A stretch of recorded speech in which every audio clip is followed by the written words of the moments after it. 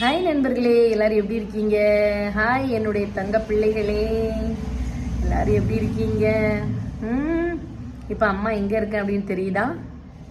சொல்லுங்கள். என்னுடைய சிஸ்டர்ஸ், அப்புறம் பிள்ளைகள், அக்காக்கள் நிறைய பேர் வந்து எனக்கு கிடச்சிருக்கீங்க. உண்மையாகவே ரொம்ப சந்தோஷமாக இருக்குது.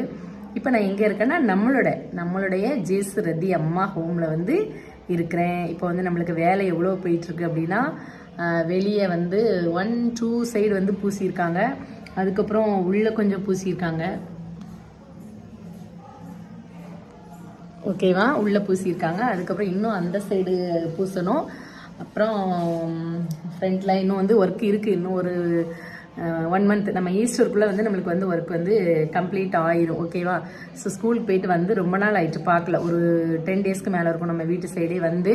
அதனால் அப்படியே வந்து பார்த்துட்டு அப்படியே வந்து நம்மளுடைய பிள்ளைகள்கிட்ட வந்து பேசிட்டு போயிடலாமே அப்படின்னு சொல்லி வந்தேன். நேற்றுல இவ்வளோ நாள் நான் நிறைய மெசேஜ் படிச்சிருக்கேன். அதில் எனக்கு நேற்று படித்த மெசேஜஸ் வந்து ரொம்ப என்னுடைய மனசை வந்து ஏதோ ஒரு இது பண்ணிச்சு.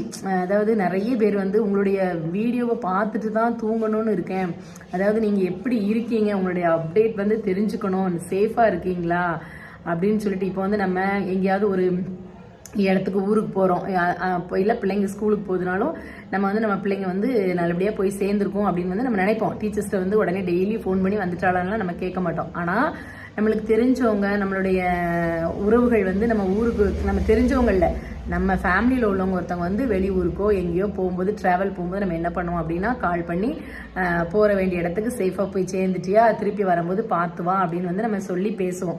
அது வந்து நம்மளுடைய ரொம்ப ரத்த உறவுகள், ரொம்ப க்ளோஸாக இருக்கவங்களுக்கு மட்டும்தான் கேட்போம். அந்த மாதிரியான ஒரு உறவை வந்து நான் சம்பாதிச்சிருக்கேன் அப்படின்னு சொல்லிட்டு எனக்கு ரொம்பவே பெருமையாக இருக்குது. அதே மாதிரி பார்க்கக்கூடிய பிள்ளைகள்லாம் நிறைய டீனேஜ் பொண்ணுங்க தான், சரியா? ஒரு 20க்குள்ளே இருக்கிற பொண்ணுங்களாம் நிறைய பார்த்துச்சுன்னா, ஜெயஸ்ரதி அம்மா அப்படின்னு சொல்லும்போது அது உண்மைக்குமே அந்த அம்மா அப்படிங்கிறது வந்து எல்லாருமே வந்து அம்மா ஸ்தானத்தில் வச்சு நம்ம கூப்பிட மாட்டோம், சரியா? ஸோ உண்மையிலையுமே வந்து நான் ரொம்ப சந்தோஷப்படுறேன். அதே மாதிரி நிறைய பிள்ளைங்க வந்து அம்மா இல்லை, அவங்கள வந்து அம்மான்னு கூப்பிட்டுமா அப்படின்னு சொல்லி கேட்டுச்சுங்க.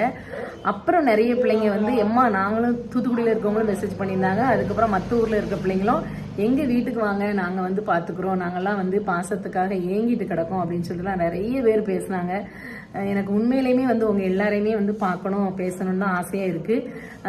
இந்த மெசேஜில் வந்து நம்ம நிறைய வந்து என்ன பண்ண முடியாதுன்னா கன்வே பண்ண முடியாது. நான் நேற்று அதுக்காக தான் என்னால் முடிஞ்ச வரைக்கும் ஒரு 1 ஹவருக்கு எல்லாருக்குமே வந்து ஓரளவு ரிப்ளை பண்ணிகிட்டே இருந்தேன். உண்மையிலையுமே